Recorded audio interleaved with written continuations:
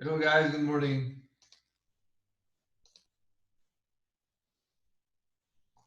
Hello, teacher. Good morning. Good morning. Good morning. So we're going to start the class reviewing again the break-even point before you go on the breakout rooms to work on the case. So last class we actually reviewed it, but I think we did it too fast. So if you remember what I was telling you about, it's that the break-even point. It's an analysis where what you are looking for. It's the volume on sales, either on money or units, at where the company doesn't earn money, but also it doesn't lose money. So it's the point at where at the generation of income it's equals to the cost and expense of the company. This here is the formula how to get the break-even point.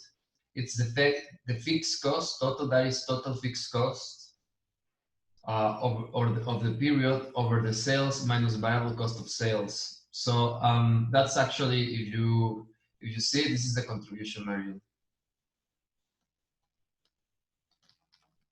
So the break-even point can also be described as total cost, total fixed cost over the contribution margin, okay? So at that point, neither loss nor profit is shown. So that's the idea of this analysis, to look at what is like our tipping point of the company, where we're gonna start losing money or earning money. Let's see an example, a quick example. So we have fixed cost of 250,000. I'm sorry, that should be in English. You have sales price of 20 pesos and variable unit cost of 12 pesos. So first we get the 8 pesos, which is actually 20 minus 8. That's the unit contribution margin. And we have also that in percentage, which will be just 8 over 20. That will be 40%. Remember, it's the same if you do that as if you do the total cost, total sales, and total cost of sales, because it's a proportion. So we have the unit contribution margin and we have the contribution margin percentage. That's okay. So the next part is we need to divide that. We need to use that to divide the cost, and we will get both the break-even point at units and the break-even point on sales. That is amount of money. So we have the first one, which is 250,000. That is the fixed cost over the contribution margin, 8 pesos. So that means that per each unit sold, you have 8 extra pesos to cover your fixed cost. So the division of that will tell you how many times you can cover with those 8 pesos the 250,000, which in turn will be the break-even point. So in this case, the break-even point in units is 31,250. All right. So here the answer will be to whoever we are making the analysis, to tell him or her, for your business not to lose money, you need to sell 31,250 units of whatever you are producing.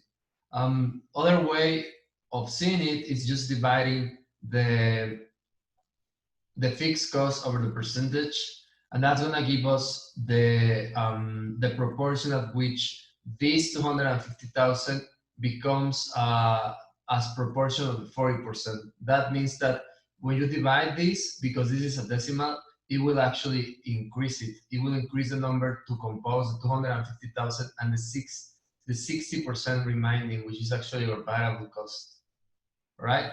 So that basically what happens with that is that what you get is the break-even point at money, at volume of sales. So maybe our client says, "Hey, I have no idea how much money is 31,250 units. So could you give me like an estimate on sales?" So you can do this analysis this way and tell him, "Yeah, sure.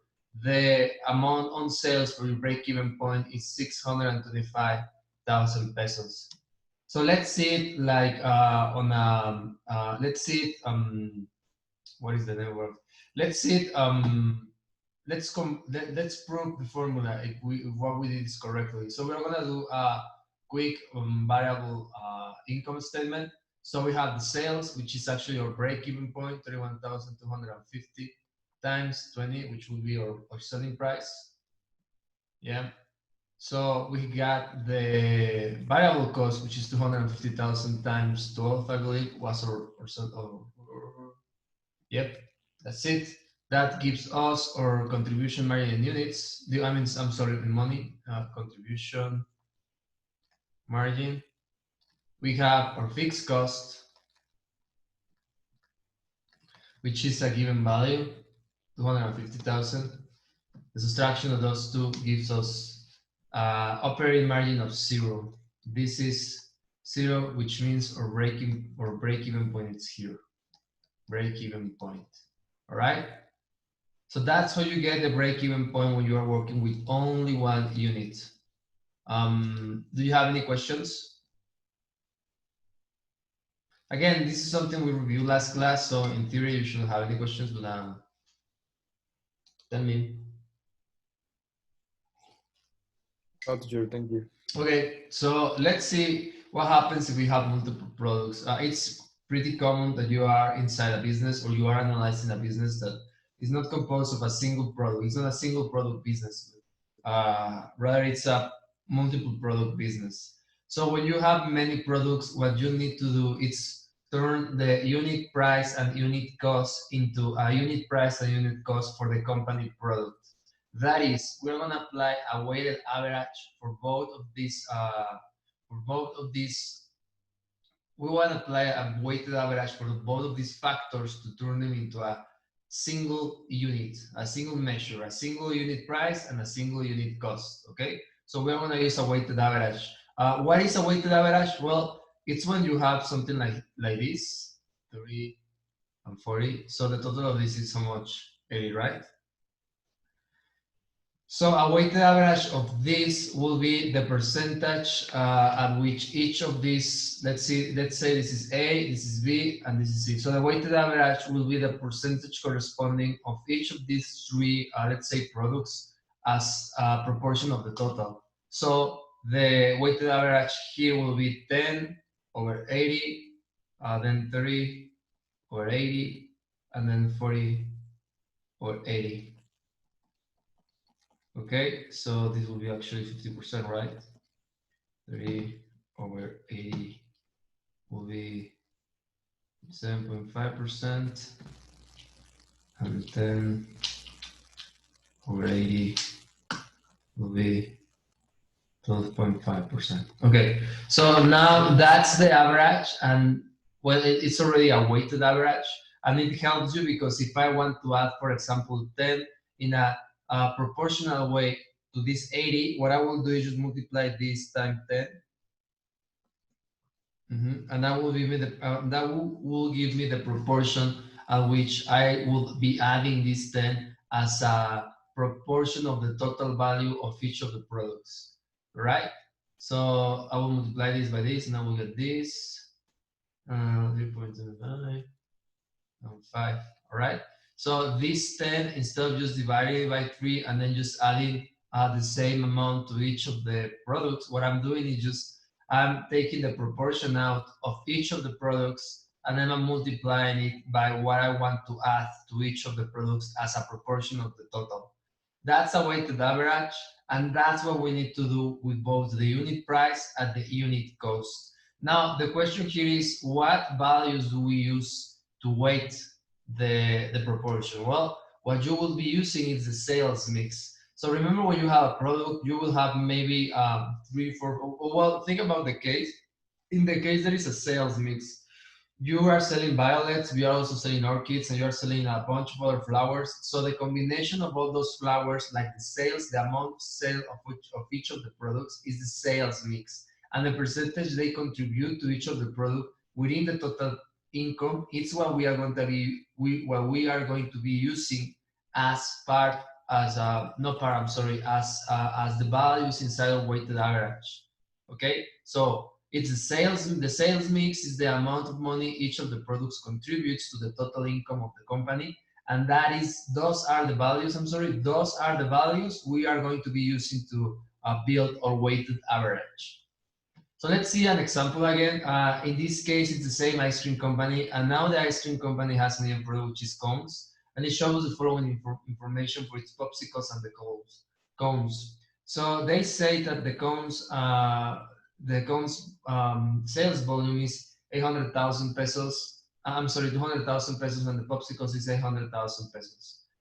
And they also give us price and variable cost of each of the products. And then they give us a sales mix, which in this case is 80% and 30%. Now, from where do we get this number? It's pretty simple. It just, these two total 1 million. So just the division of this over the total is what gives you the sales mix proportion, all right? This gives us this value. Seeing it in a graphic way will be as if you have a pie chart and you have the pie chart. You know the pie chart is 1 million, right? The total of the pie chart is 1 million. And each of these parts represents one of the products that we just saw. So this is 200K and this is 800K, I'm sorry.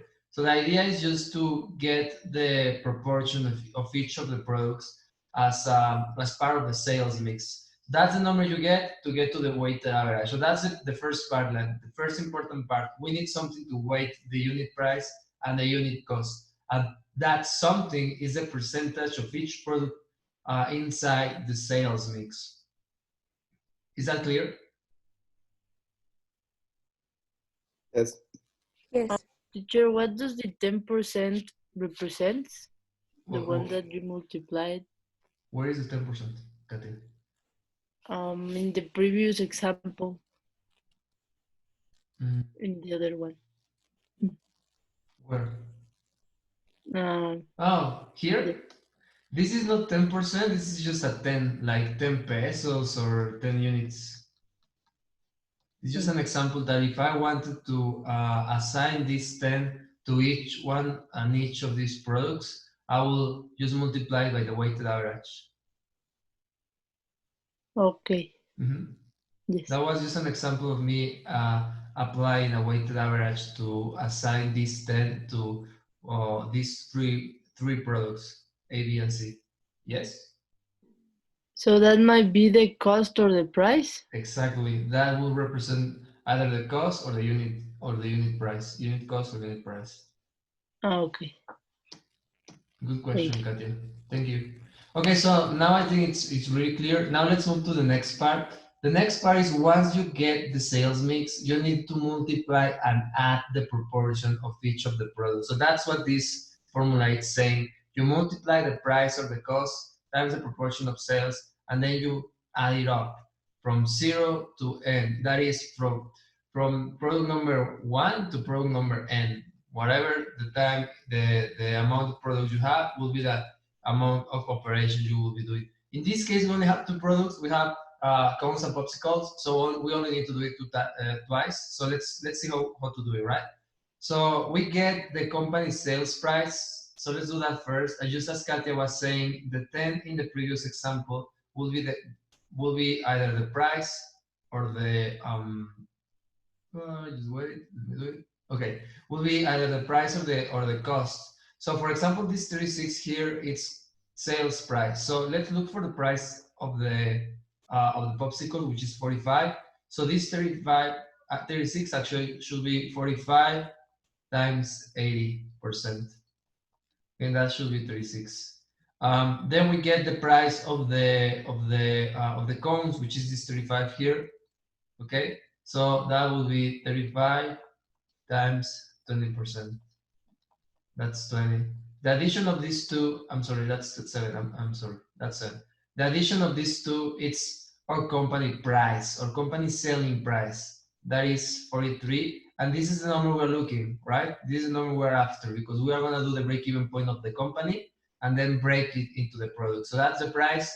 We need the variable cost and the contribution margin. So we're going to do the same exercise for the variable cost here and here, all right?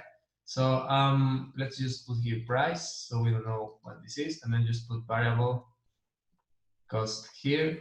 And again, it's the first one will be 25 times 80%. That should give us 20.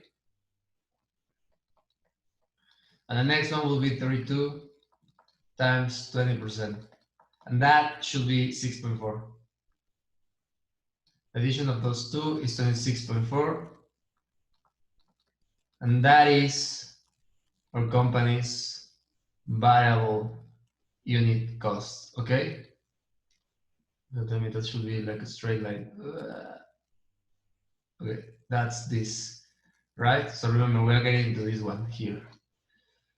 Last one, it's just a subtraction. It's this one minus this one, so minus this one here. So it's just 43 minus 26.4, all right? That's 16.60, and that is our unit contribution margin for the company. Remember, we are looking for the company's values.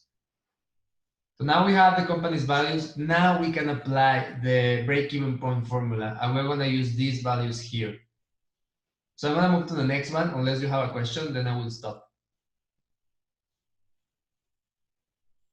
Okay. No It's questions? okay, teacher. So let's go to the next one. Now we have the unit margin, unitary contribution margin for the company as a whole. Even though there are many products, we have it now as a company thanks to the weighted average. So we have a total fixed cost of 200,000, and all we need to do is just divide it by the unit contribution margin because that's the formula, and we get the break-even point at the break-even point at the value of the company product price and company product cost, variable cost, right? So that number we need to break it into both of the products. So I already have it break it here, and I just want to ask you, how do you think I did that?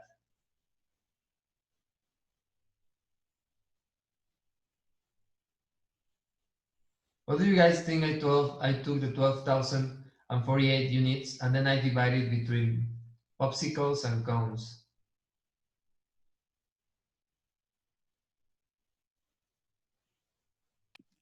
Depending on the price. The price?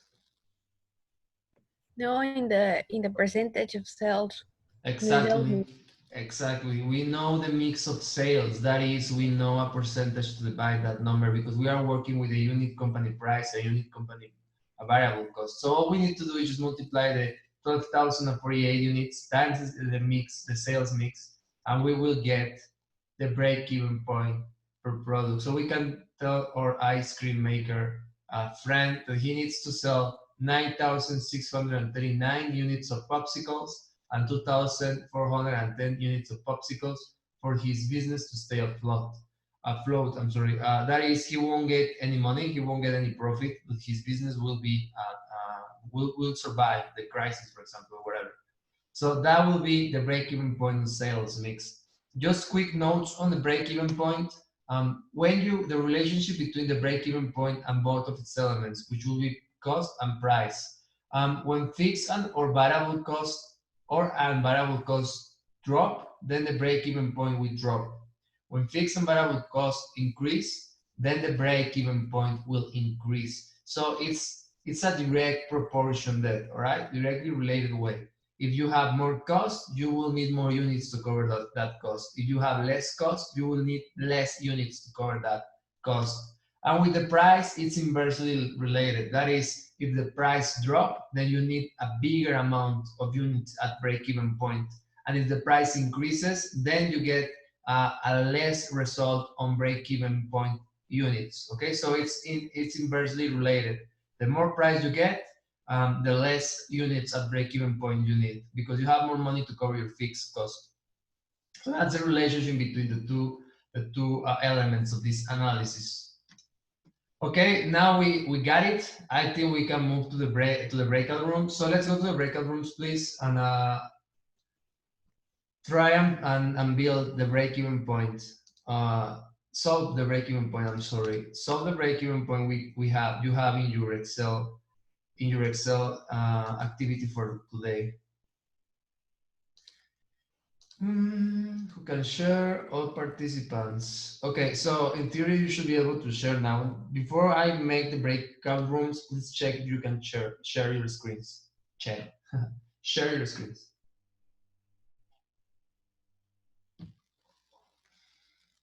Can you? Yes, teacher. Yes, teacher. Yes. All right.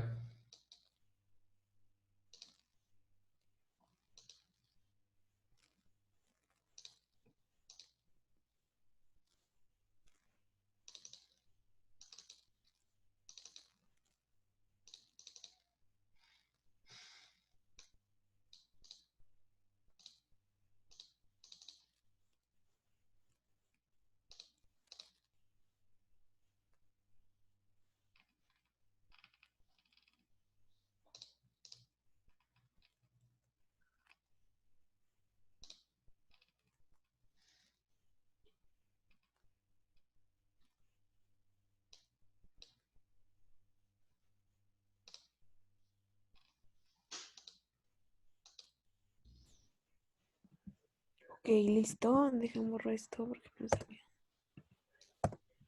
I'm here. You have any question? Hmm? My teacher, yes, thank you.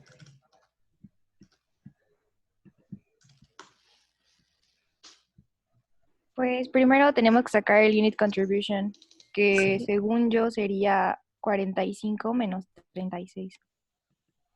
Ok, sí. Y luego para ese es el porcentaje. Entonces sería 36 entre 45. Sí, ¿no? Sí, creo que sí. It's the percentage of marginal contribution, guys. Ah, ok, soy. Remember, it's the same proportion if you use units or you use total. So which one will be? It's a division, you are right, and it's a division over the unit values. You just choose the wrong values. So it will be the contribution margin. Yes, remember that if you don't have it there, you can also get it from the unit values, that is unit price and unit sales price. Unit variable cost, I'm sorry, and unit sales price. So, sorry, wait, what? If you don't have the total values, you can also get it from the unit sales price and the unit variable unit cost. Ah, okay, okay. So Wait you a don't have minute. that, so from where did you get it? So it's for the total, right? Yes, or unit. It's the same. Should give you the same answer. Result. Yeah. That's correct. Now I need the proportion. Well, now you need it. Okay, so Someone there wants to help your classmate? Ahora usamos el unit contribution. And how do you get that De- into percentage? Eso entre, y ahora you divided entre 45, ¿no? 45. Exactly. Ah, sí, okay, ya, I got it. Y eso hay que ponerlo en porcentaje. Perfect. Y Okay. para el break-even point, según yo, es el total fixed cost. Ajá, I'm gonna go to another breakout room. You are doing great. Help each Ay. other, please. sí, ajá. Y ahora abajo lo mismo de fixed cost, pero ahora vas a poner en lugar del 9 el 20.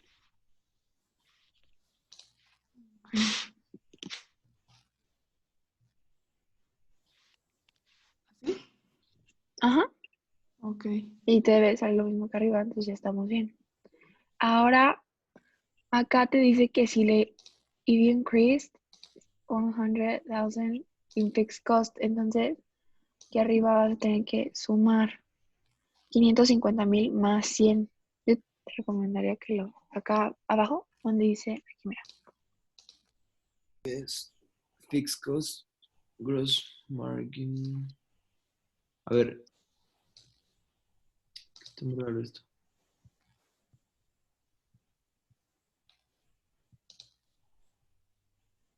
Ok.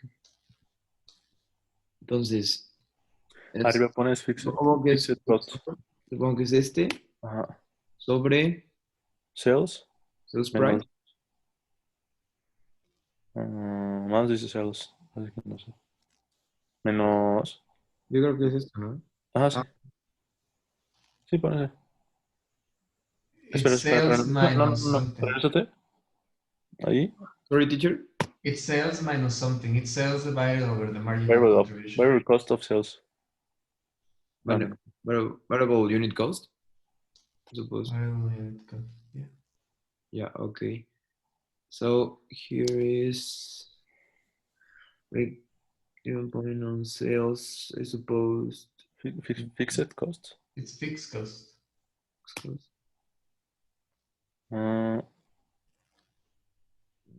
A ver, déjenme checo otra vez. You didn't get the marginal contribution of Marginal percentage. contribution. Okay. So you actually missed that. You should have first done those two and then build the other ones. Okay, the unit contribution. You are doing great. Help each other. You can do it. Así con fórmula lo podemos hacer. Hello. Hi, teacher. We had a question, but we guess that we are fine now. Okay. Let me see. Yes, you're fine. Actually, you can check it there at the right. I'm sorry. You have what is that? A variable income statement. So just put where it says fixed cost. This. No, to the right, with sales, variable cost of sales, contribution margin, fixed cost there. You are missing the fixed cost value. So just put that there. And if that gives you the operating margin gives you 0, it means you did it correctly. Okay. Okay, teacher. Thank you. Mhm. You are doing great, guys. Keep on doing good work.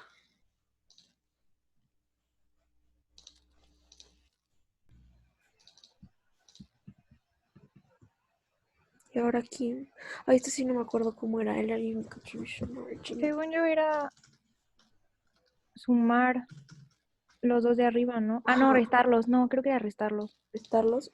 Sí, no me acuerdo, esto sí no me acuerdo.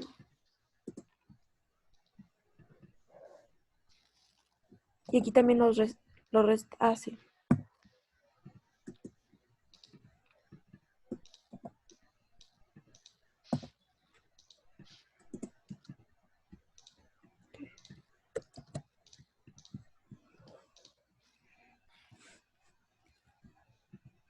Ok, entonces arriba va lo de 550.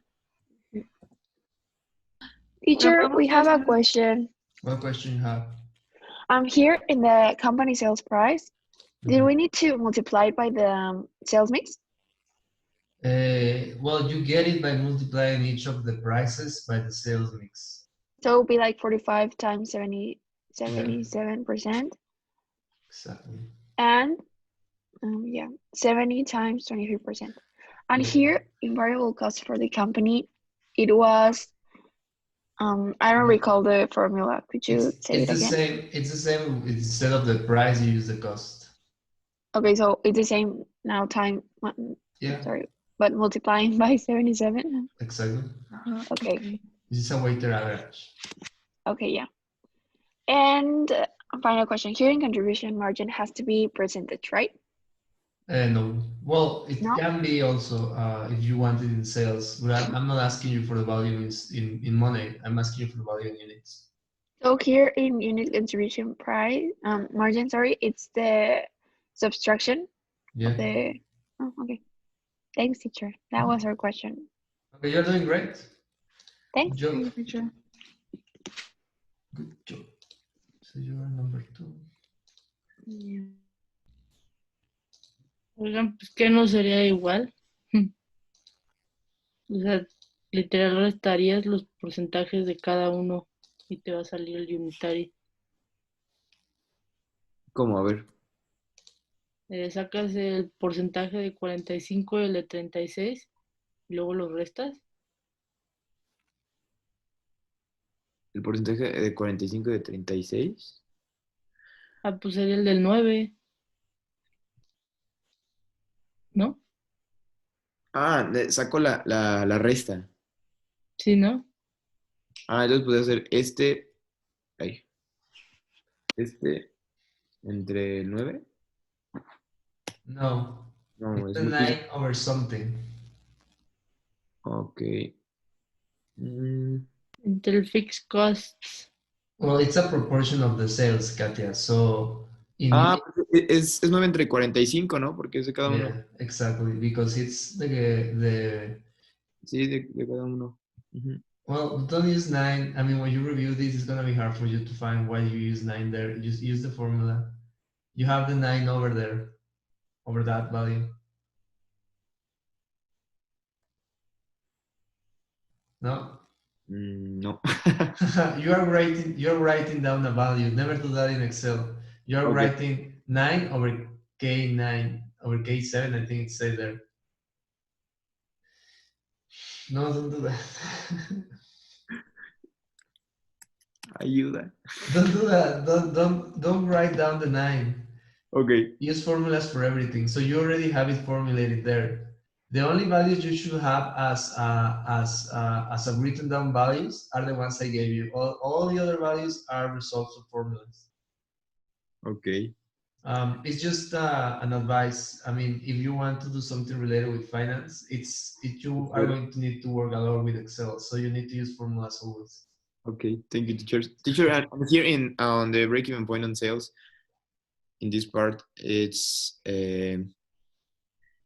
over 20. It's over 20, yeah. Help your classmate, everyone. Okay, how many extra Maria, Leonardo, Jasper, Diana, Jasper, has increased in David. how many extra units do we have? Ok, estoy suponiendo que es Are you there, guys? esto, Yes, here we are. Why don't you say anything? No, perdón, es que estábamos viendo como para aprender. Help him. okay, so it's over 20 again. Yeah. The question is how many extra units, and when you do that, you Yes. actually are giving me the amount in money. Yes. Well, at the right, you have two income statements, two variable income statements. So those two variable income statements are there for you to check if your answer is correct. At the right? Yeah. At the right of that, you have it. Look there. That's the right of the 72,000.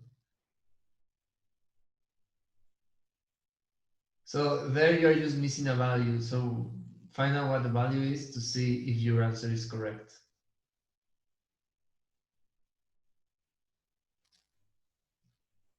No? I mean, can you see the variable income statement? This one? Yeah. Yeah. So there you are missing a value to check your answer. Which value is that? The fixed cost? Exactly. So just put the value there, fixed cost. Yeah.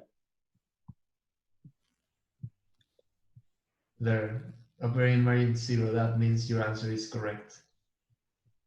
Well, that actually is for the next one. Okay. No. The next one is the one you already made. It's So the second exercise, which is how many units you need for an extra 100,000.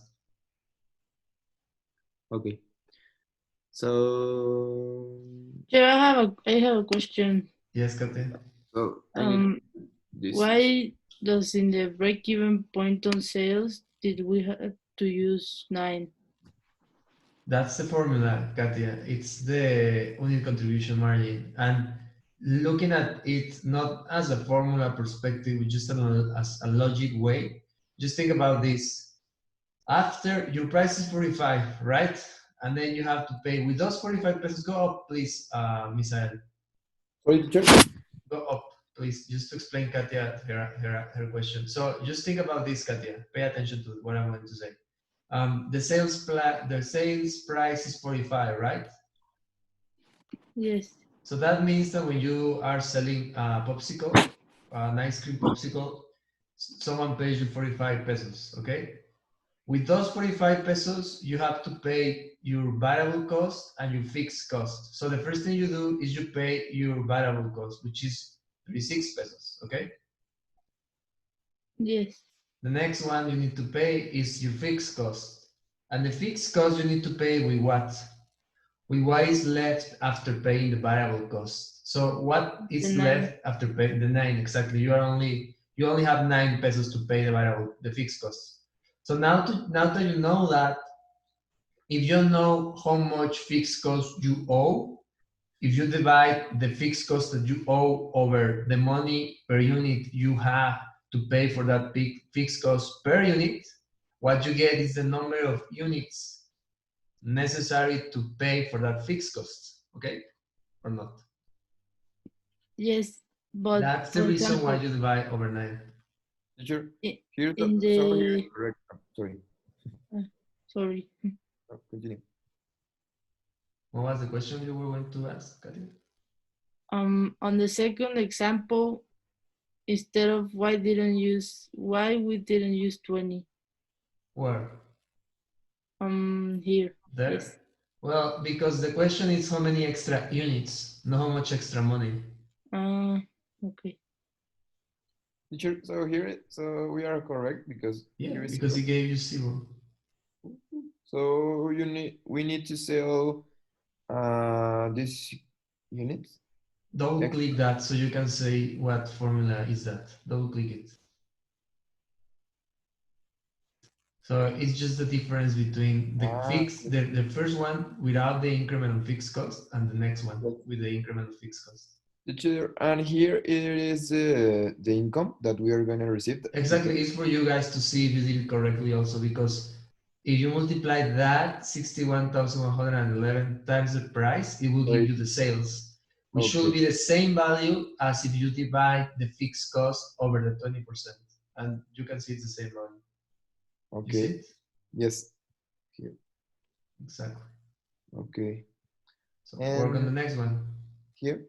Yeah. So that one, do it as a team, please. Everyone try to participate and help Misael. Don't leave him just hanging there. Okay, everyone? Yes. Okay, Katia, because I think you're the only one connected. Everyone else is sleeping. Okay. Right. You finished, right? Yes, sir. Yes, Okay. teacher. Creo que fueron más. You finished? Yes, teacher. Yes, teacher. Yes. Bueno.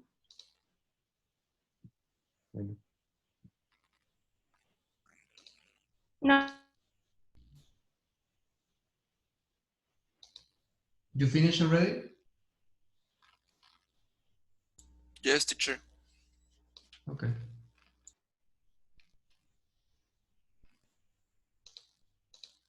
Los 50,000. So guys, everyone finished already? So I'm gonna close the breakout rooms to see the answer. Thank you, teacher.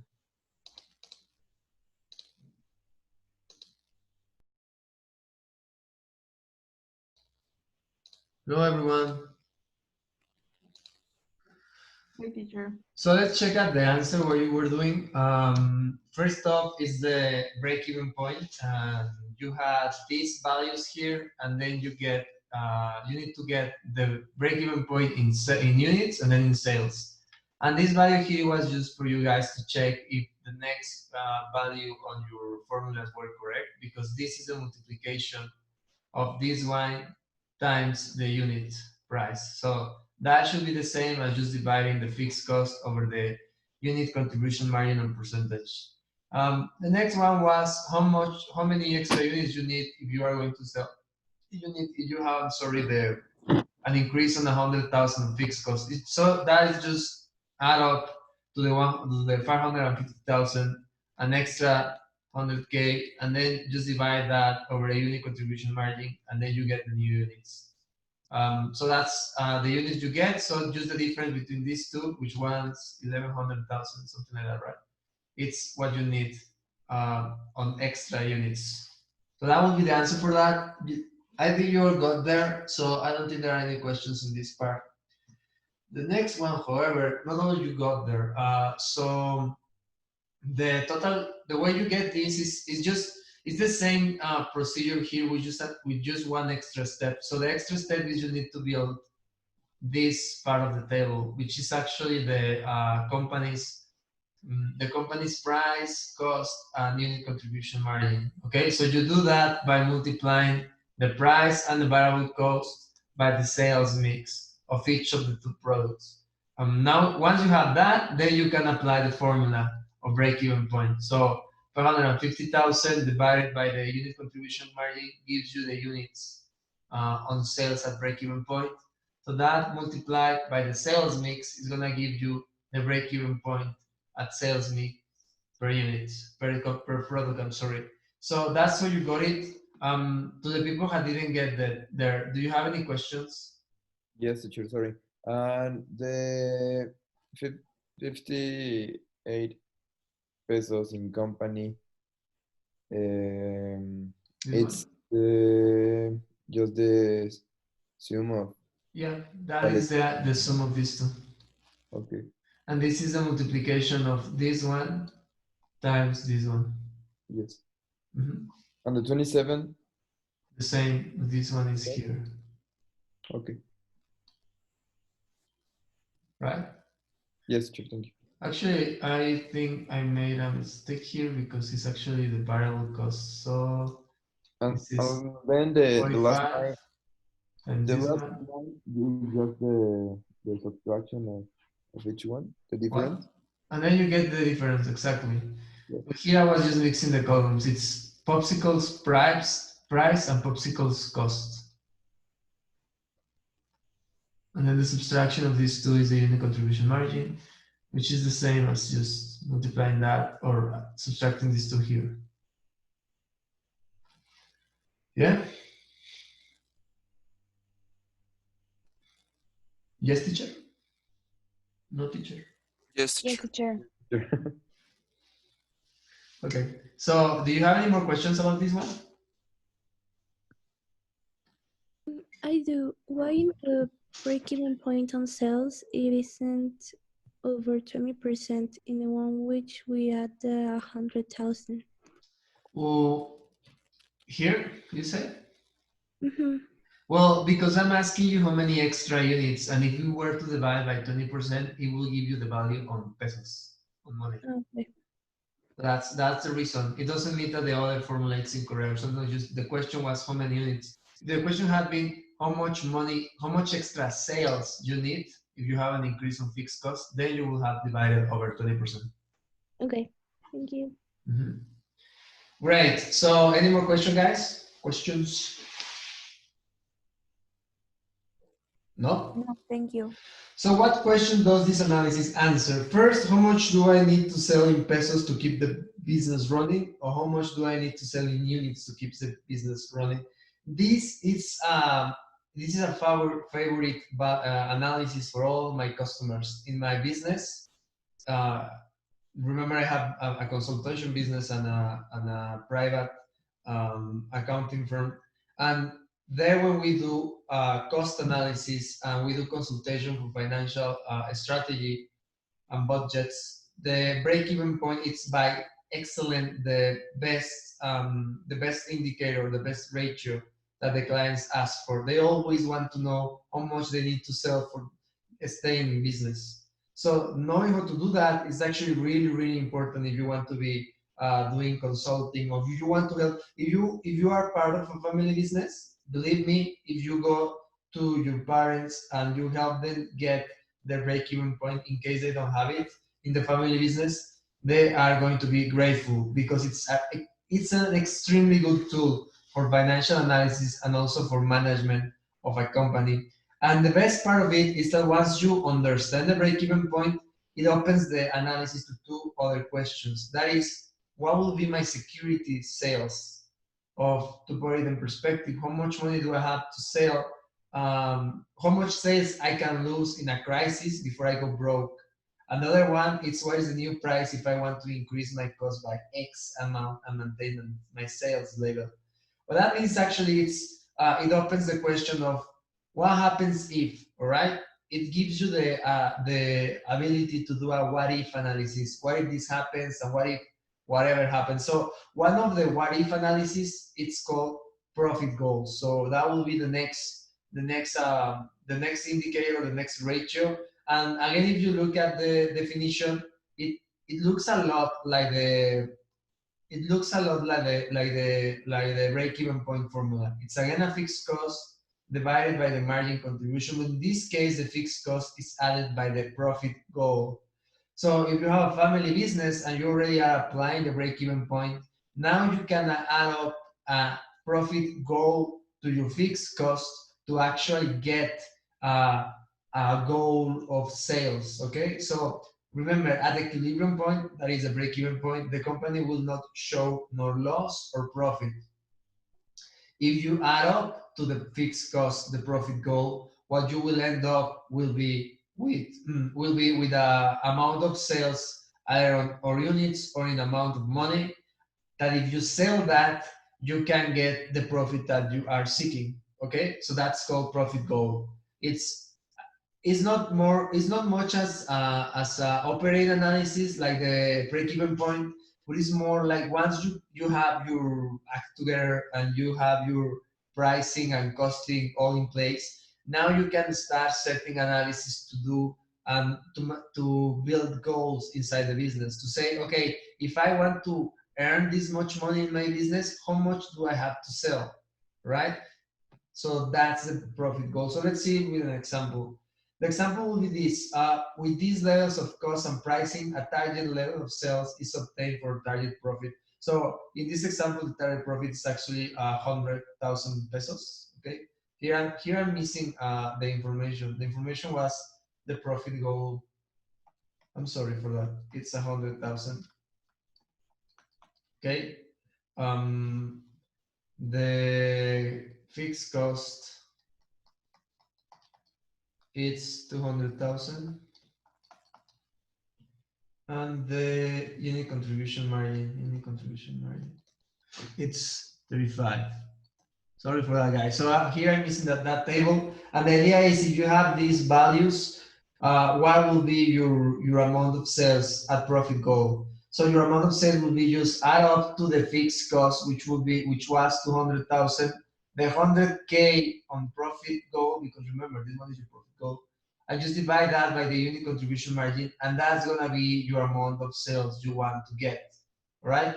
So we just build the variable income statement that is 805 whatever times the price 222, and we get to the operating margin of 100. Okay. It's basically the break-even point formula. To the fixed cost, you just add up the profit goal. It's actually really simple. It doesn't have too much to it. Do you have any questions?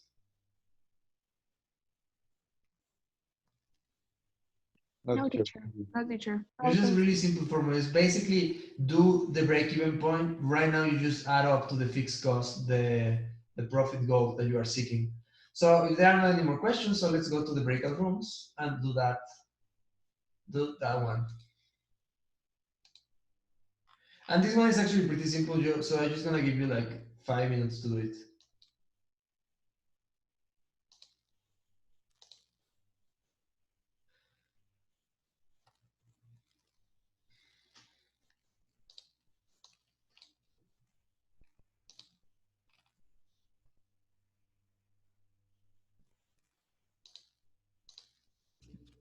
Es que estaba jugando con los números, ¿no? Pero aquí, entonces sería en profit goal of sales, según yo es fixed cost, más profit goal, entre lo que sería unitary contribution margin. Y creo que este de aquí es la resta de estos dos, pero no estoy segura.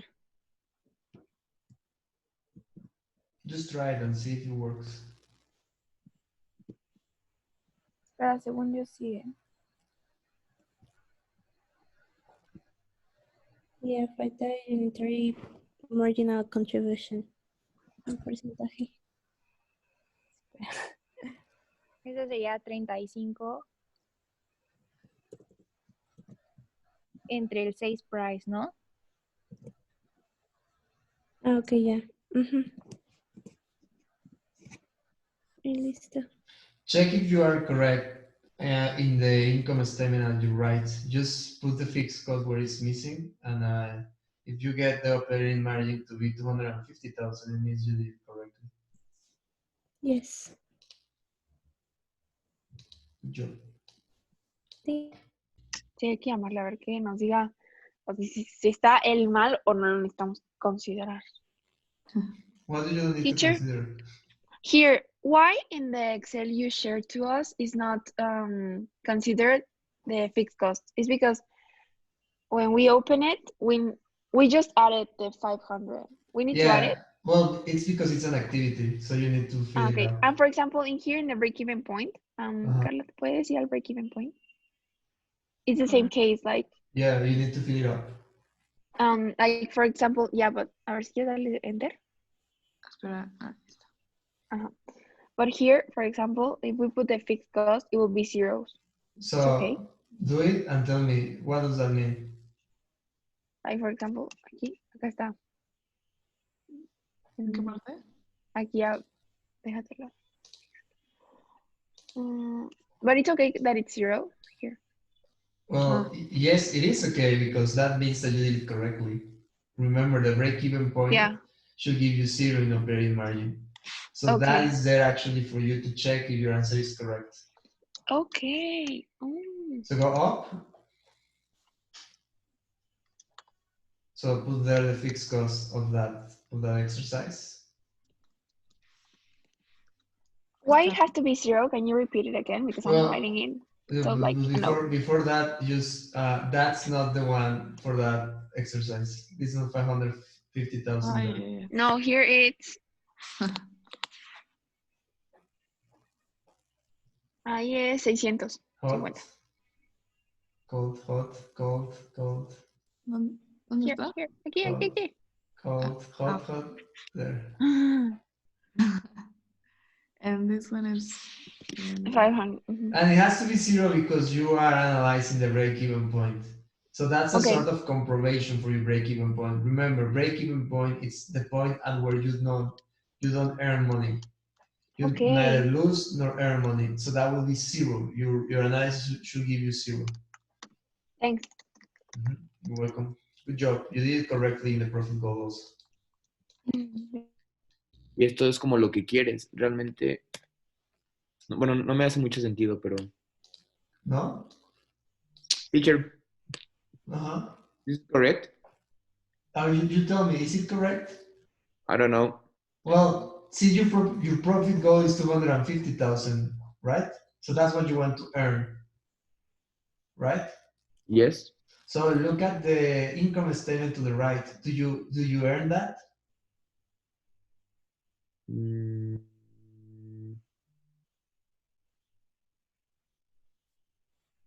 Yes, I suppose. You suppose, or you know? Well, you did, right? That's your operating margin, and operating margin is a profit, so you did earn that. Okay. So it's correct. This is an analysis to set a goal of the business. So this business has a goal of 21,429 units. If they manage to sell that, they're gonna earn 250,000. So you can pay bonuses and so the only thing that doesn't make sense for me is this, that it's assumed, because for me this is a cost and this is the what we expect. So yeah, I don't know. It's I think it's weird. It's weird because you are mixing a cost with a profit. Yes, from that stand it will be weird. But just don't think about it as an accountant perspective, all right? Okay. Now you are seeing it as an analysis, as a corporate finance consultant. Okay. And at this point, it's more about the math, and the math is if you add up to the fixed cost that 250,000, right? And you divide that over the 35 pesos, which is your contribution margin, you will get how many units you need to sell to cover the 750,000. And you know that inside the 750,000, you have both the fixed cost and the profit goal. Okay. Just think about it don't think about the in cost or whatever we are talking about. Just when you divide the 750,000 over the 35, like if you think it logically, what does it mean? It means how many times does the 35 pesos significa cuántas veces cabe el 35 entre 750, ¿no? Sí. Sí. So what does that mean? I mean, it's how many times you can put the 35 inside the 750,000. Okay. How many times we can use it, right? How many times you can use it, for example, you can think it as that. The thing is, the 35 can be put inside the 750,000 21,429 times. So you may think, well, that's interesting. What does that is worth for me, right? Well, if you now translate that into cost accounting and finance, it's how many units you need at 35 pesos price to get the 750. And you know that inside the 750, you have about a fixed cost and a profit goal. So when you build the income statement, you should be able to cover your fixed cost and then have an extra 250,000, which would be your operating margin. That is your profit goal. That is this one, right? Yeah. Okay. So the logic behind it is now you are trying to set a goal for the business. So I know it doesn't make sense because we are mixing cost and profit. So from a cost perspective or an accountant perspective, it wouldn't make sense. Now you are working as a consultant. Yes, I think that was the reason, because I was thinking as an accountant. Yeah. You are right. I mean, you are correct. You did it right. Good job. Thank you, teacher. Teacher, so you Yes. first pay the variable cost and then the fixed cost, right? Exactly. Just think about it as someone, you have a 80 pesos ice cream, all right? So you sell an ice cream in 80 pesos and then you need to pay for the variable cost. So you pay the variable cost, which is 45 pesos. And then you are left with 35 pesos. And with those 35 pesos, you need to pay for the fixed cost, and then you need to get a profit out of that. That's why you add up from the 500,000 to 250,000, which is the profit you are looking for. Okay, thank you.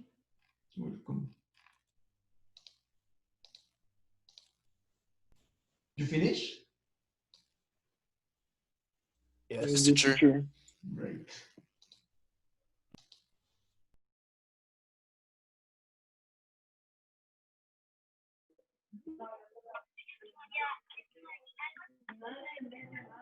So I think you all guys finished, which is great. So let's keep on moving. Any question about this analysis? Well, this is the answer actually, if you were looking for it.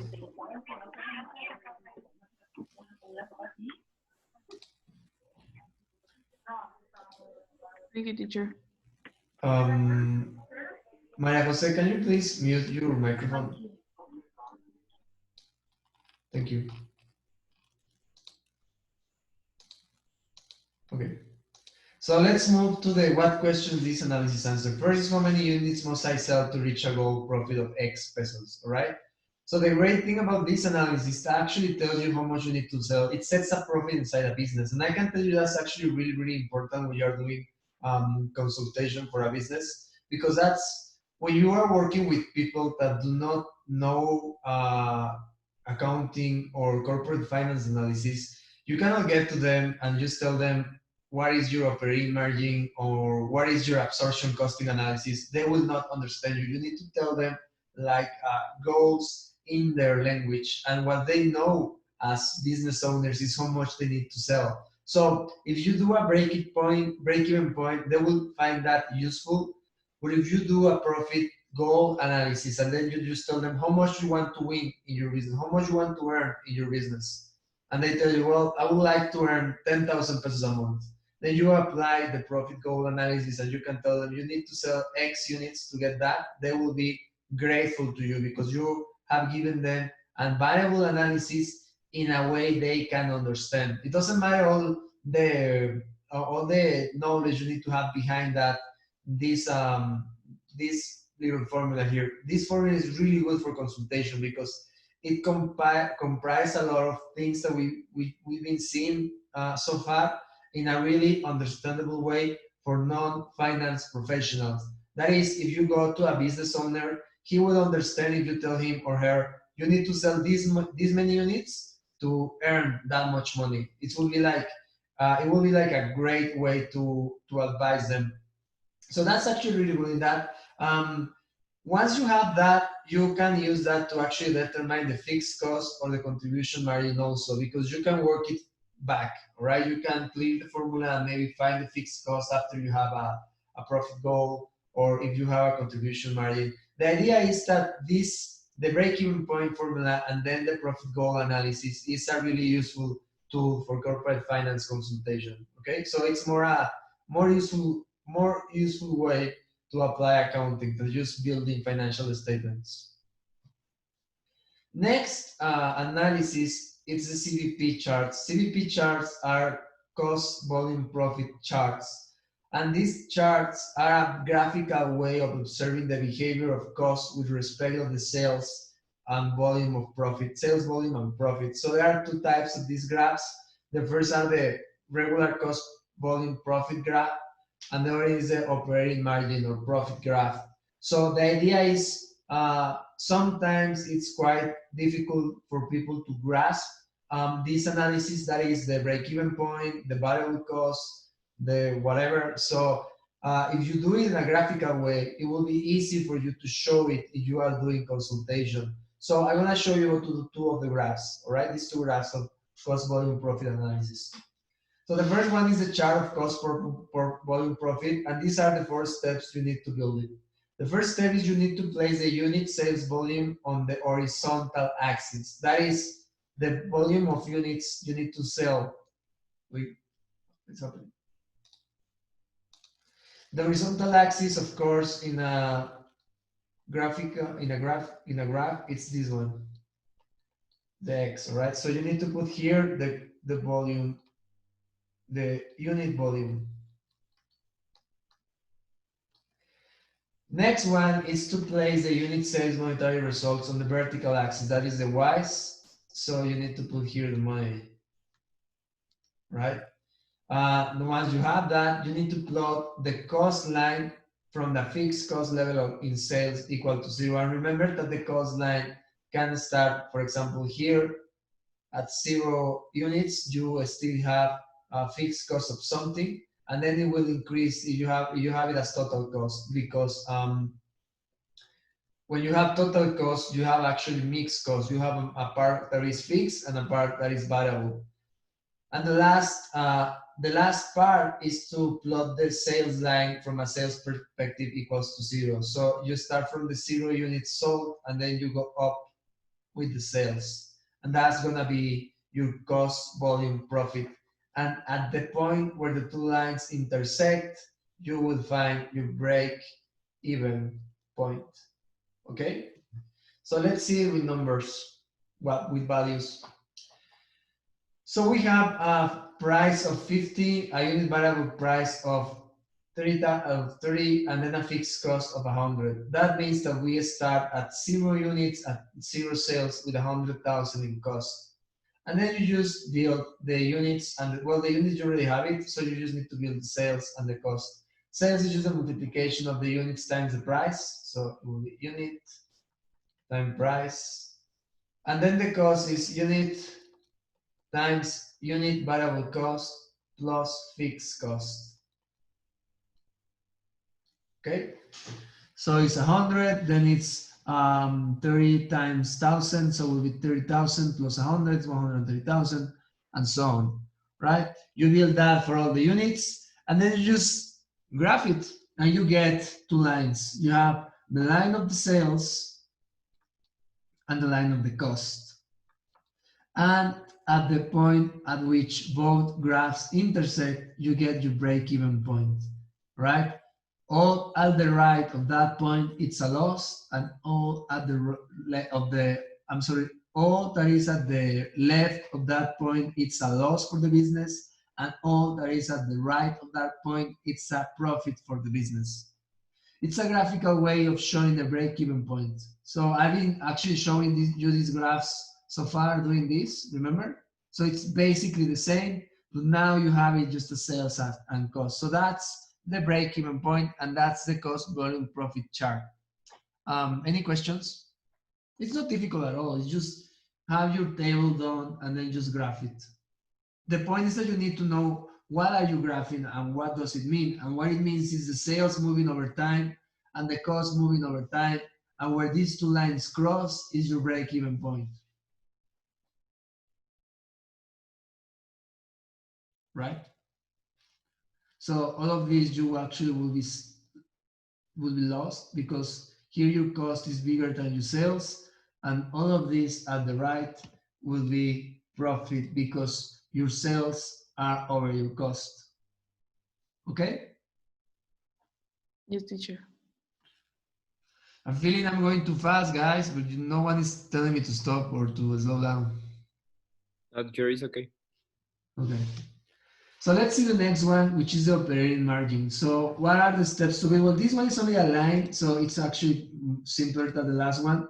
The two first steps are the same. You need to place the unit sales volume on the horizontal axis, that is again the X values, and you need to place the unit sales monetary values on the Y axis, that is on the vertical axis. I'm sorry, that is the Y axis. That should be a straight line. That's straight. And then you plot the gross profit from the line start equal to 0. So that will be your profit line, okay? Profit line, let's put it like that. Let's see it again with values. So we start at a price, and then we get, again, this is in Spanish, I'm sorry, unit variable cost, fixed cost, and contribution margin. So what we are going to do now is we have the units, and then we just build the information. So sales will be price times the units, right? So it's this one times 50, and then this one times 50, and so on. Cost will be, again, how it was, will be unit variable cost times the units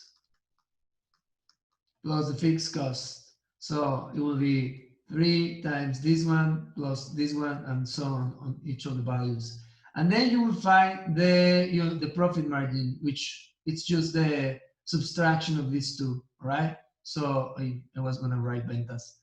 Sales minus the cost, and that is total cost. Sales. I'm sorry that is in Spanish. I thought that I changed it. Okay, once you have that, all you need to do is graph this line over here, the one at the right, and you will get this chart. And in this chart, you have your operating margin, and at the point the line breaks the horizontal axis, you have your break-even point. All right? Everything below that, it's a loss. And everything above that, it's a profit. Right? Yes, teacher. Now, you may be thinking right now, well, teacher, cost and sales do not behave that way. It's just a linear way to see cost and sales. And you would actually be correct. As we saw in previous classes, sales tend to do this. Fixed cost is more like this. And variable cost will be just crazy with the sales, all right? So one of the assumptions of the analysis is that you can represent cost and everything by straight lines. Remember, it's an analysis. It's a graphical way to show your analysis. So you assume in your analysis that you can represent them as straight lines, okay? Also, it assumes that the level of operation will not change from the first period to the next period. That means that you will not get like a crazy fixed cost like this, doing this, the sales cost and everything. It's just a straight line. It starts at this point and it just keeps moving forward, right? That's basically what it means there. Also, fixed and variable costs can be identified in a unitary way. We know that sometimes we cannot do that because maybe the fixed cost is total, so you don't have unitary. So it's, again, another way. Again, it's another assumption you do. Also, the mix is constant. You don't have it changing with anything. It's just always the same proportion. And changes in inventory and new valuation of those inventories are not considered in the analysis. Again, maybe you may think it's a flow analysis then because you take a lot of assumptions. But when you are doing a presentation on cost and profit, it's a really powerful graphical way of showing your results. Okay, so you do get those analyses, but if you are presenting that, you assume, well, it's assumed that the people looking at those graphs already know that you are taking some liberties in the plot of the graphs, okay?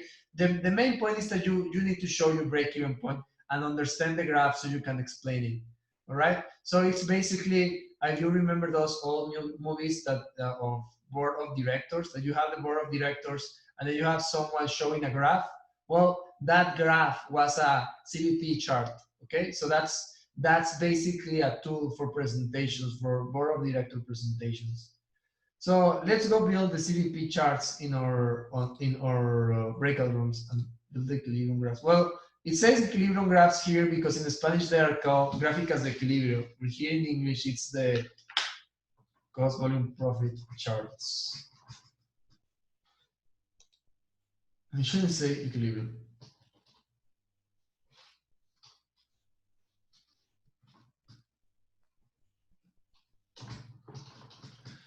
Okay, so let's go to the break-even point, to the breakout rooms.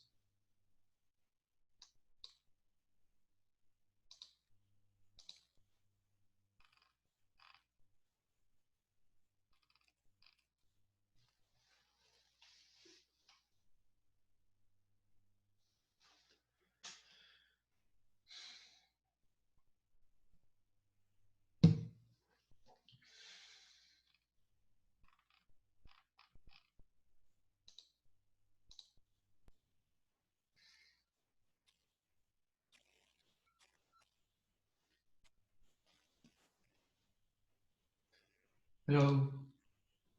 Hi. So we need to insert a graph.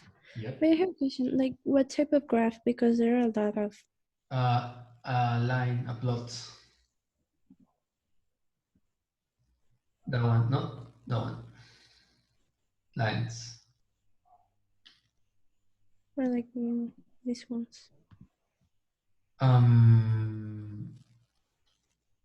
Yeah, at the right, you had already chosen lines. Well, I don't see anything actually. I don't know what's happening. Okay, now you have it like move to the left, so move your values to include it. I mean, your selection of values should be as you had it right there, but it should be to the right. Okay, there, yeah, move that one to the exactly, and that should only be the blue square should only take the sales and cost columns. Okay. So yeah, no, both. Okay, and then that one should be your your units. Oh yes, because they're completely. You need to put it because now right now they are not touching. Okay, I'm gonna erase it because it doesn't want to move. Yeah, maybe you can do it by clicking at the left. I mean, click on the click. No, what is it? I'm gonna reinsert it. Okay.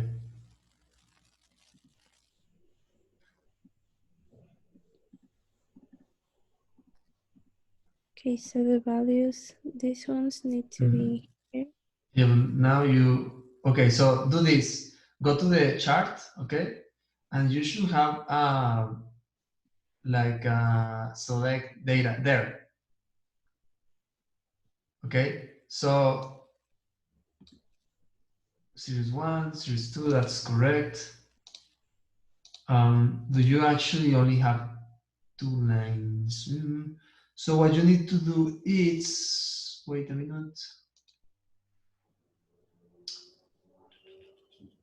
So series 1 should be cost, and then series 1. Okay, wait, says etiqueta de eje horizontal, click there. Etiqueta aquí. There, click on the square like with that weird. Okay, there, exactly. Choose your units. No, from zero. Yeah, and click again there on the weird symbol on your window. No, the weird symbol is down. Okay, and now click aceptar. Okay.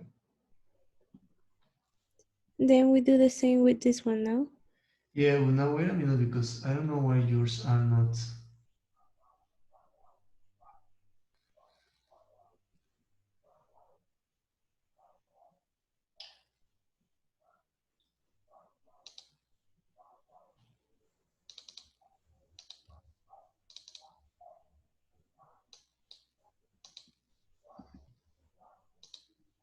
Okay, go back to select data. No, you have it already. Wait. Wait.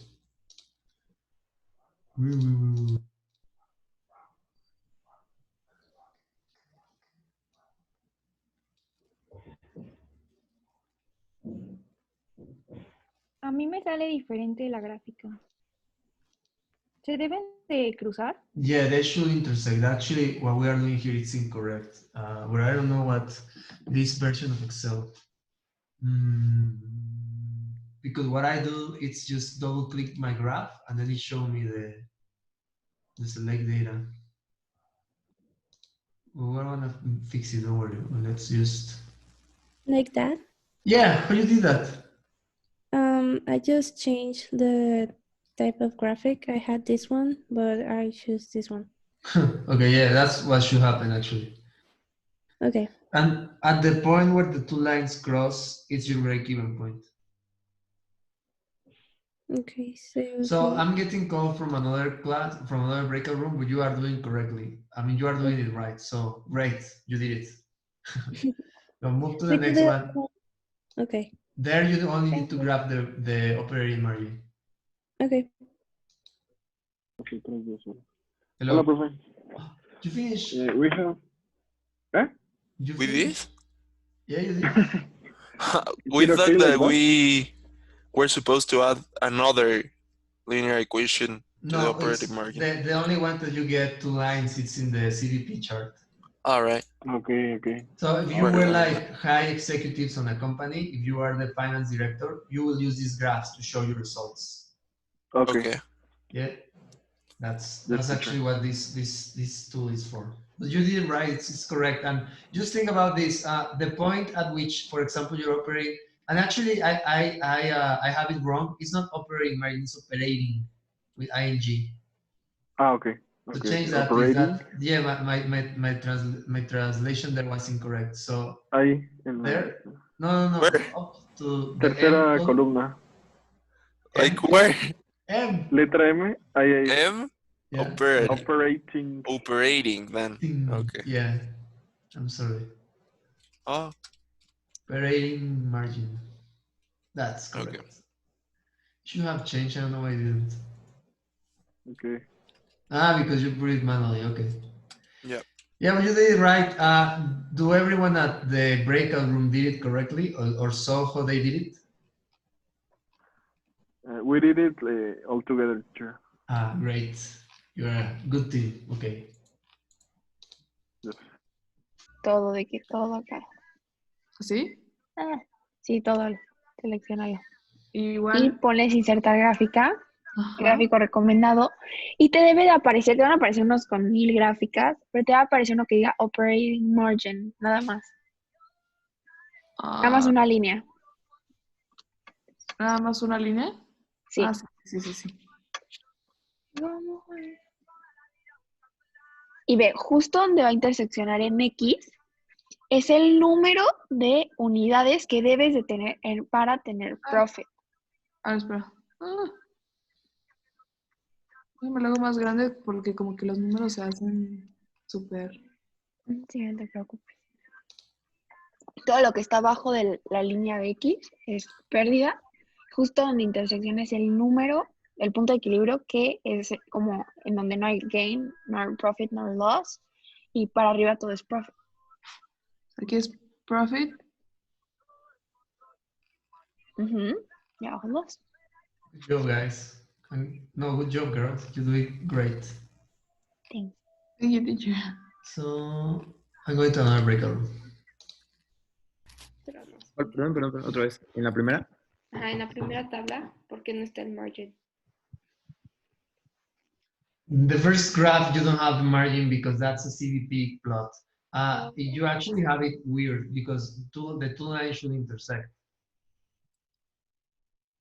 This one? Yeah, because remember, at the intersection of the two lines, it's where you find your break-even point. Okay. Okay, so let's try to change it, right? So click escape. Shoot. Oh, well. The second graph is correct. Yeah, and why is correct? Because remember, at the point the graph breaks the x-axis, it's your break-even point. Okay, yeah. Okay, so now you have it correctly. For example, teacher, there is 6. Well, it says there's 6 because you have it like periods, like 0 to whatever. You actually should have it like units. So go to your plot of operating. Well, also I had well X.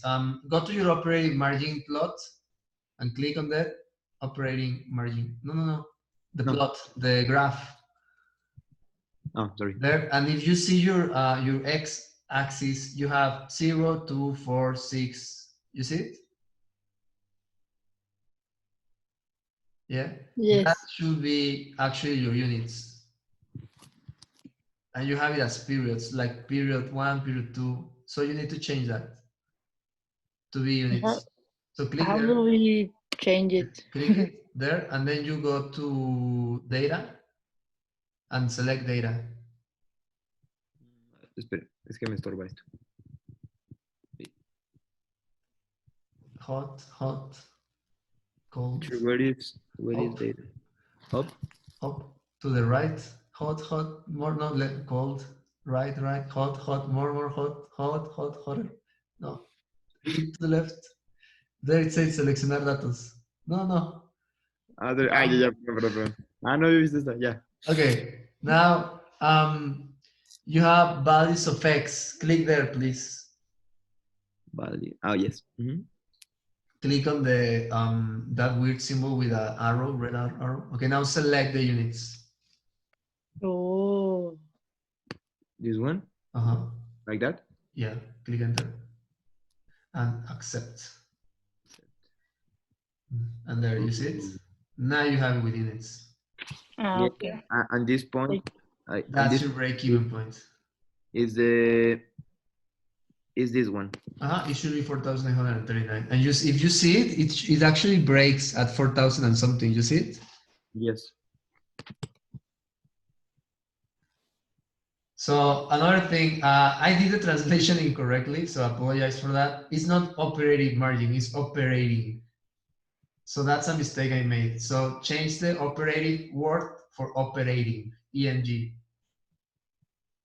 There, yeah, there, operating. There, okay, and then go up. And change that to.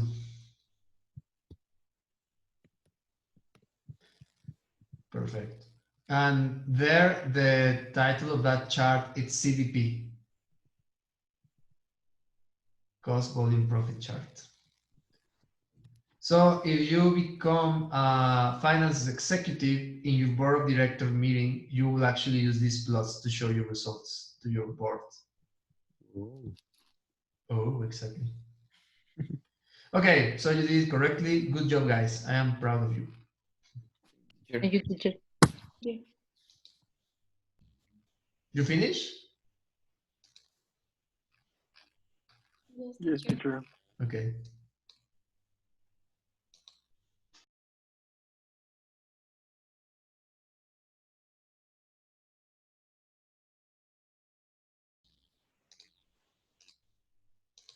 So you all got it correctly. This is the way the graph should look. Of course, mine are white. Some of you did like a black background. Some of you put different different grade line. That's just a design perspective. The thing is that you need to learn how to read these tables, these graphs, because these graphs are actually what it is generally used in board of directors meeting. CVP graphs and operating margins are really useful graphs to show results. So if you happen to be a finance director, a finance CFO in a company, you will be using these graphs to present the results of the business, like really simple graphs, and they show a lot. So the CVP graphs show us that at this point over here, you get a break-even point. So it's 4,800 and something, all right? So all you have here, it's a loss. Oof, it's a loss.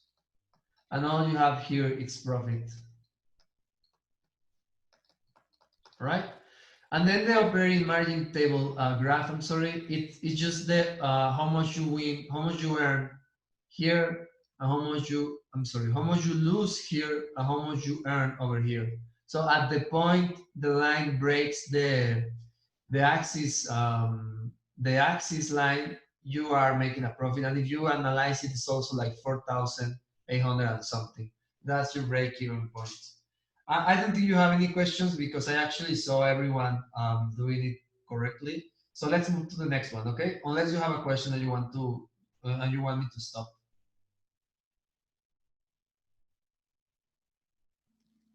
No? Okay. No, let's move, teacher. The next one is the operating leverage. And what the hell do I have it as a margin? Oosh. So the operating leverage is a percentage relationship between the marginal contribution and the gross profit. That is, if you divide your contribution margin over your gross profit, you get the operating leverage. And what in the hell is an operating leverage? Well, it gives you an analysis of how much your contribution margin you have as a proportion of your gross profit. And it will tell you how much you can increase the operating income by the increasing of revenue. Okay? So it's again a result analysis, just like the profit goal analysis. It will give you a consultation tool to tell your customer or to tell your CEO how much you can increase the operating income by the increase of revenue. That will be a percentage, and that will be how much money you can get as a percentage of the operating profit if you increase the sales at any point. Okay? So if you have a company with high fixed costs, your operating leverage will be high because you need more contribution margin to cover your cost, your fixed cost. And if you have low fixed cost, your operating margin will be low because you need less contribution margin to cover your fixed cost. Okay, guys? Again, it's just an analysis tool, just like the profit goals. You will choose from all this portfolio of tools analysis, which one will be suitable better for whatever your client or CEO is asking you, okay? Maybe it's clear with an example. So I'm gonna move to the example. The formula is pretty simple. It's just a contribution margin divided by the gross profit. Yes? Okay. Yes.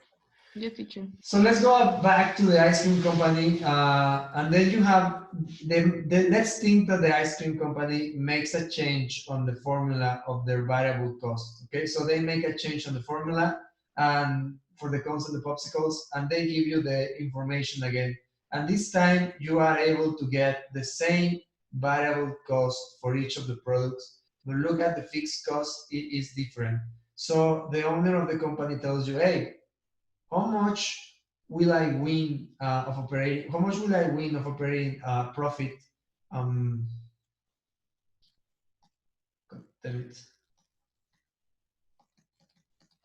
If I increase my sales on X amount of sales, okay? So you are supposed to answer him. So how do we answer him? Okay, let's see. We need to get the operating leverage. So that's, again, remember the contribution margin over the gross profit. Right? So it's this one over this one. This one over this one. The division of that gives you the operating leverage. So that means that in the cones, you have the contribution margin of 100. Well, this one is the contribution margin. And then you have your gross profit. Okay? So it means that your gross profit, your contribution margin, it's 5 times your gross profit. Okay? So you have a high operating leverage. That means you have higher fixed costs. And if we go back, you can see that's the case. You have a high fixed cost here. And if you go to the ice cream product, you have, again, the contribution margin and then the gross profit. And here it says, why am I writing an F? I'm sorry. Teacher, can you go back, please, a little? Sure. Yes, thank you. And in here what you get, it's from the 100 you over 40, that's 2.5 times your gross profit inside your contribution margin. And that's your operating leverage, is 2.5. And what this is actually telling you is that you have a lower fixed cost in this product, and that's actually the case. You here have 60,000 instead of 80,000. Okay. Now you have the operating leverage, and now we need to give it like a meaning, now we need to give it an analysis, a corporate analysis meaning. So how we do that? Well, as I was telling you, it's this operating leverage will give you the percentage of sales. I mean, the increase you will have on operating gross profit. I'm sorry. When you have an increase on sales, okay? So if you increase the sales in X amount, in X percentage, you would also have an increase on X percentage on the gross profit. So that's the answer you are looking for. That's the result you are looking for. How to get that? Well, all you need to do is just multiply your operating margin times the percentage of sales increase you have for each of the products. So the first one, our operating margin, it's 5. We just have to multiply that times the increase on sales, and we will get our increase on gross profit from period to period. That means that an increase of 10% on sales on cones will yield an increase of 50% on gross profit. This is incorrect. It should be 25 because this one was 2.5. Okay. An increase of 10% on sales for ice cream will yield only an increase of 25% on cones. Okay.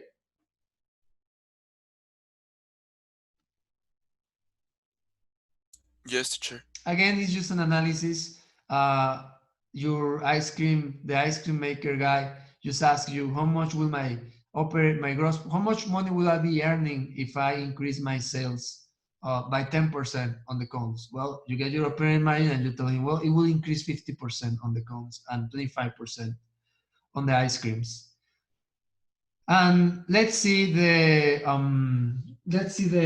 both the income statements. So we have the first income statement that is before the increase. I'm sorry, that's after the increase. And then we have the other one, which is after the increase. So this one is the first one, and then it increases to the second one. That is plus 10% on sales, okay? And you can see here, 440, 440, that's plus 10% over these sales here. And our increase here is 50, here is 30, and actually this increase is 50%. That's the impact, the increase in operating profit, gross profit. You know, that's 50%, and the increase here is 25%. Right?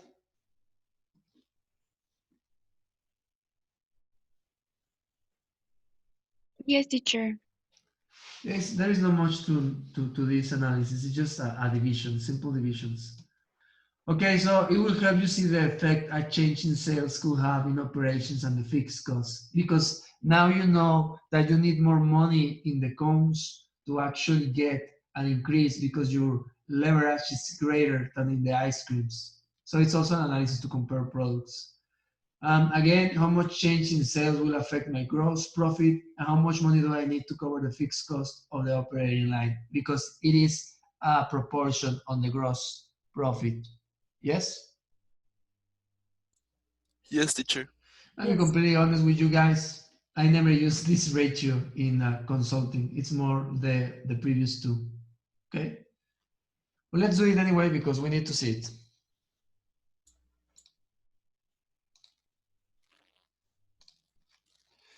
So let's go to the breakout rooms. Again, just 5 minutes because that will be the last ratio we want to review.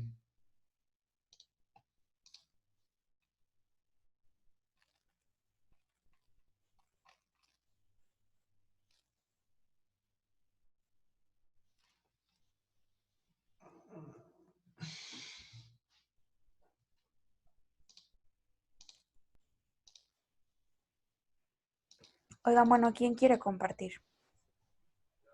¿Quieren que yo comparta? Va, gracias. Ah, eres tú, Diana, ¿no? Pensé que eras Leslie. Ah, no importa. Ay, pero ¿saben qué? Bueno, es que mi internet anda fallando mucho. Sí, por eso yo ¿Alguien no va a quiero compartirla? compartir. Así que comparto.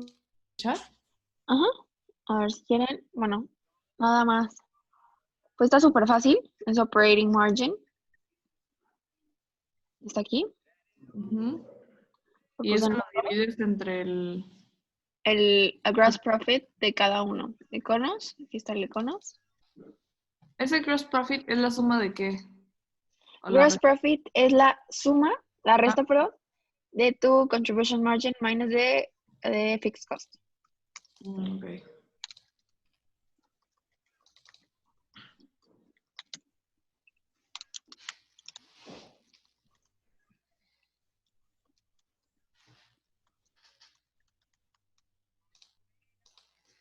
Es variable. Sale. Y luego ese, o sea, el crecimiento, ya ves que decía como el 10% o algo así. Ujú. Ay. Es como es hipotético, ¿no? Ah, él me lo dio. He gave it to us. That's just something that the owner of the business tells you. Ajá. Ve, increase by 10%. Ah, ok. Pues aquí ya nada más tú lo multiplicas por eso. Okay. Y ya nada más es Yeah, la resta. it could be 25, 60%. It's Pues whatever aquí. the business owner tells you. I just gave you 10%. Ahí está. Ok. Pongo 35, es eso. Just check the formulas there because I think the sales, Yeah. I did the formula incorrectly in the sales. I mean, you can do it like that. It's actually really smart. So go there to the 180,000.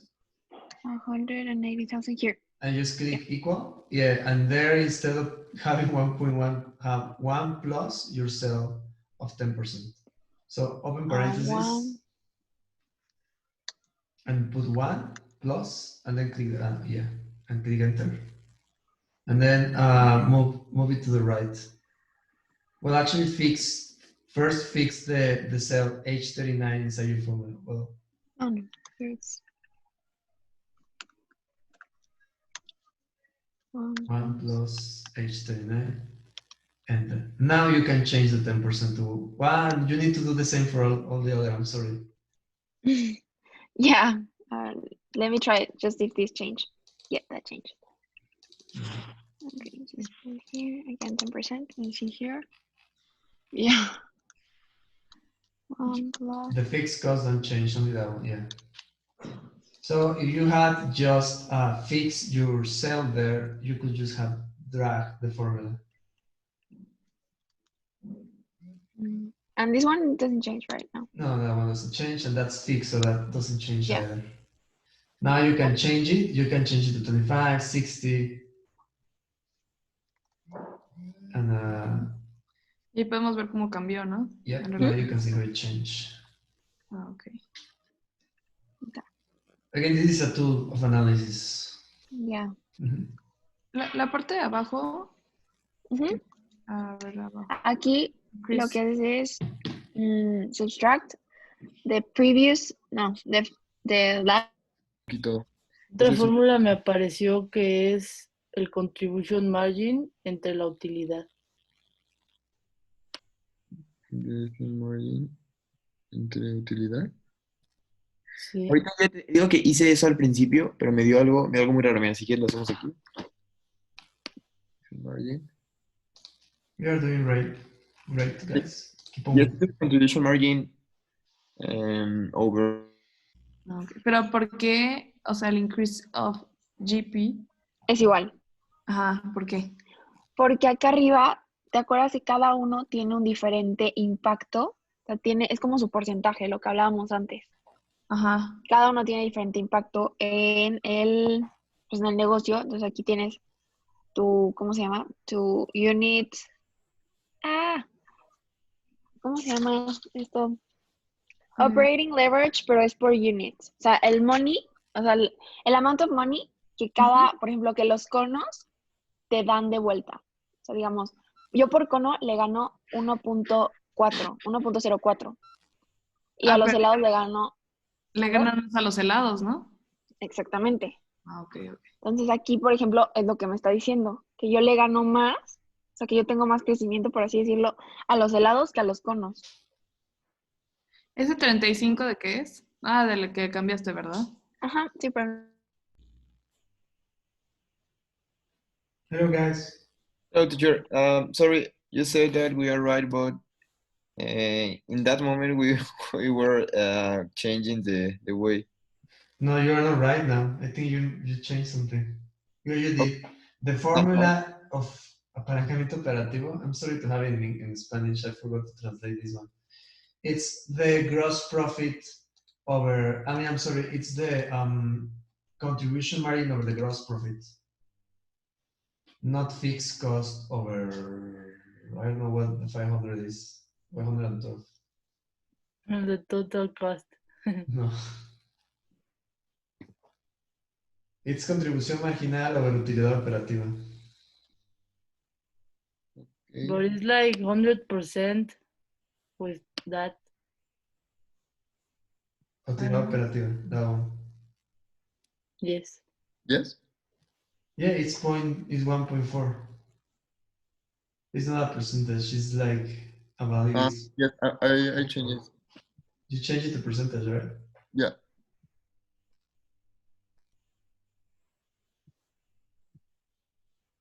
And the same here. Sorry. Yeah. And the second one for the ice creams is also incorrect. Yes. Yes. Okay, because now it's 8:55, I'm gonna finish the class and we will continue next class, okay? So I'm gonna close the breakout room. Okay, teacher. Teacher, just a quick question. Here, this increase, it's okay if this is 0%, zero. Well, no, because you actually changed that also. The increase in operating margin was a difference between the operating margins. So it's just a subtraction from the 318,000 minus the 288,000. And you did it a percentage. Okay. No. That was, well, I don't know why you did that. It's just a subtraction of the two operating margins from the change from the two scenarios. This one? This? No, the ones at the top. No, go down. So there you have two scenarios. You have sales increase and what it says previous scenario. You see it? Yes. So that is an increase in operating margin. So that's equals there. Equal? No. Click there. Where is equal? Click there. Yeah. Yeah. Erase that. And then put the 380,000, 18,000. There. Click. Yeah. Minus.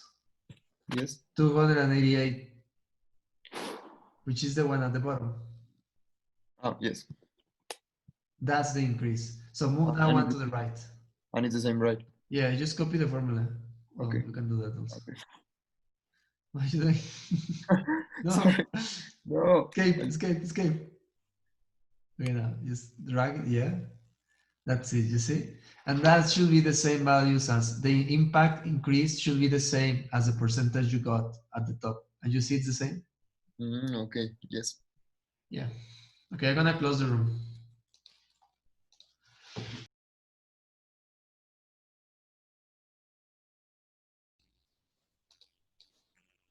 Hello, guys. Hi. So you all got the answer. That's great, guys. And some of you actually edited the bottom formula to get different values, which is actually great. So we're gonna leave it here. The next class we're gonna review the last ratio, and that will be it for module number 1 because on Thursday we have our exam. Okay. So on Wednesday, it's just gonna be like half a class, maybe even 45 minutes of class. And then the last part of the class, we're gonna use it to review questions you might have, okay? Because on Thursday, we have our exam for the module. Right, guys? Okay. The exam is just also, for the module? What? Or is it, the exam is like the final exam or it's just for the module? This one is only for my module, but you will also have an exam with Sanson. Ask Sanson when it's his exam. Mine, it's on Tuesday. Okay. Now, yeah, question. Sorry. Yeah. Is it practical or only theory? It's gonna be theory and also exercises. It's gonna be on Canvas, and I will allow you guys to take out your Excel. So do work on that, okay? Okay, thank you. Work on this Thank you Excel. so much, teacher. The guys, the people who share the screen actually have it already done. If you didn't share your screen, well, you need to work on it because you are gonna need it for exam. This Excel or the previous one or both? Both of the Excels. Okay. Thank you. And also, I'm gonna allow you to take out the presentations if you need. So it's gonna be a really relaxed exam. Thank you, teacher. Thank you, teacher. And why I'm gonna allow you to do that? Well, because we're running out of time, and for this week, you need to present the derivable number 2, okay? Because next week we have presentation and final reviews. So the grades of this, we've been working, Sansono and me on this one, they're gonna be done today. And we are gonna open also today the instructions for derivable number 2, okay?